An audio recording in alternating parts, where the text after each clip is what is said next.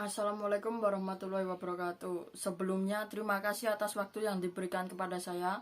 Perkenalkan, saya Ramadhani Andika Novianto, kelas 10 BDP 2, absen 15. Di sini saya ingin menjelaskan tentang 7 unsur komunikasi, jenis dan elemen yang perlu kita ketahui.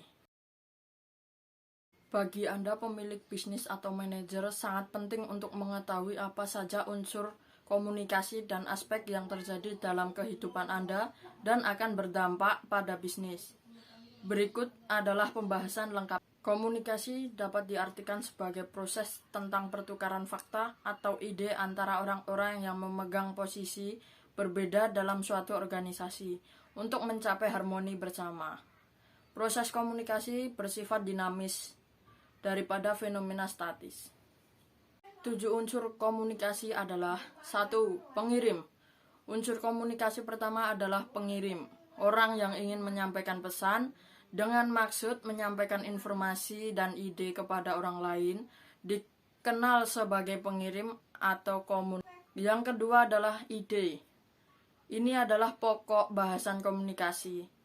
Ini mungkin pendapat, sikap, perasaan, pandangan, perintah, atau saran. Ketiga, encoding.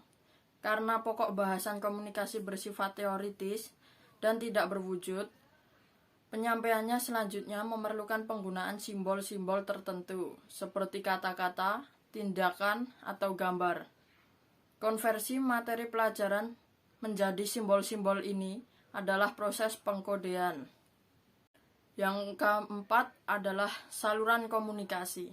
Orang yang tertarik untuk berkomunikasi harus memilih saluran untuk mengirimkan informasi yang diperlukan. Contohnya adalah ide.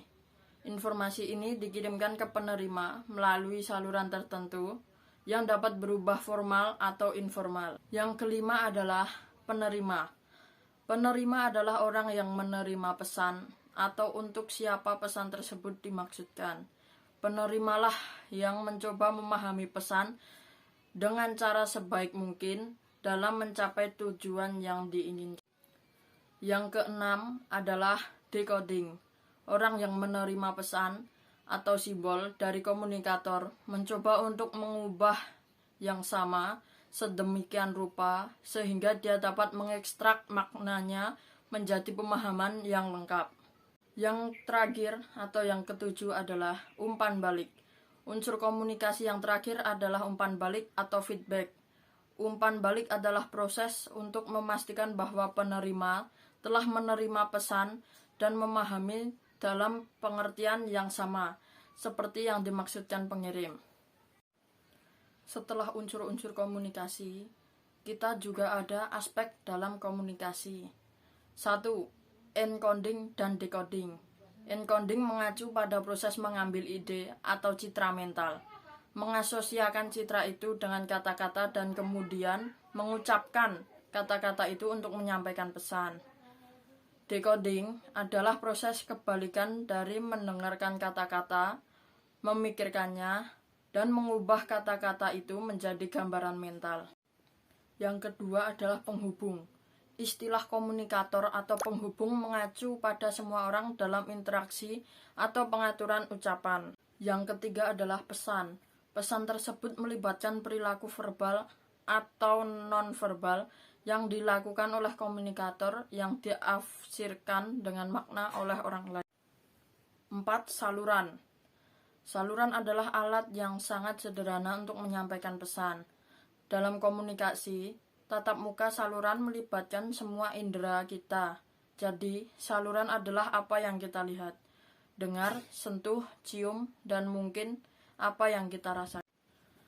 Yang kelima adalah kebisingan. Aspek komunikasi selanjutnya adalah noise atau kebisingan. Kebisingan mengacu pada apapun yang mengganggu transmisi atau penerima pesan, yaitu mendapatkan gambar dari kepala Anda ke kepala orang lain.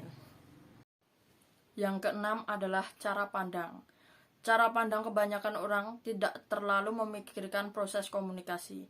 Dalam sebagian besar interaksi komunikasi dengan orang lain, kita beroperasi dengan perintisan otomatis. Yang terakhir yaitu konteks. Unsur terakhir dari proses komunikasi adalah konteks, di mana pidato atau interaksi berlangsung.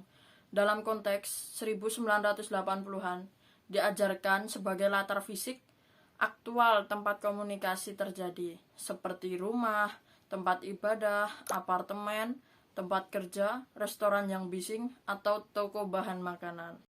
Itu saja yang bisa saya sampaikan, kurang lebihnya mohon maaf. Wassalamualaikum warahmatullahi wabarakatuh.